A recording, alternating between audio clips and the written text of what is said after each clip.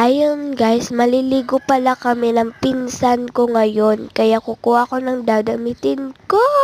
And ayan, partner pala yung kukunin ko kasi mainit ngayon, t-shirt and maiksi yung shirt. And ngayon, kukuha ko ng aking panty and baby bra.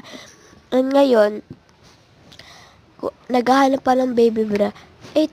Tago pala ng ate ko. Ayan, kinuha ko yung baby bra na gagamitin ko. Ayun pala, pinalitan ko kasi hindi siya maririsa siya sa aking t-shirt. Ayan, papunta na ako. And ngayon, kukunin ko yung aking damit na pinili ko kanina and titipigin ko siya para hindi masyadong makalat. Ayan, ganda-ganda yung ewan mo, Risa naman.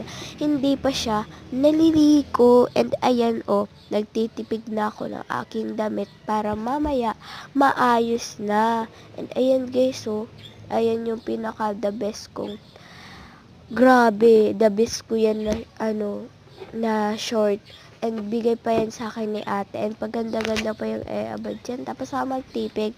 And naglalakad-lakad pa ako kasi wala pa akong nagagawa. And hanap pa ako. May hinahanap ako dito sa mga bag kong maliliit. And wala naman akong nakita.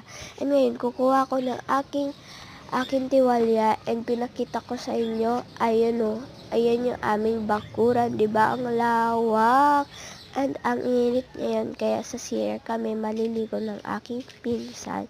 And ayan, andyan na ako and may kinuha ako kasi, ayan, niligpitin ko pala yung aking pinalatan mamaya. Ay, kanina kasi, papagalitan na naman ako dyan ni ate. Pasensya na kung bulol-bulol ako. And ngayon, kukunin ko yung charger ng papa ko. Kasi yung charger niyan, ginagamit namin yan sa lahat ng cellphone na gamit namin. And ayan, magbababay na ako. Bye guys!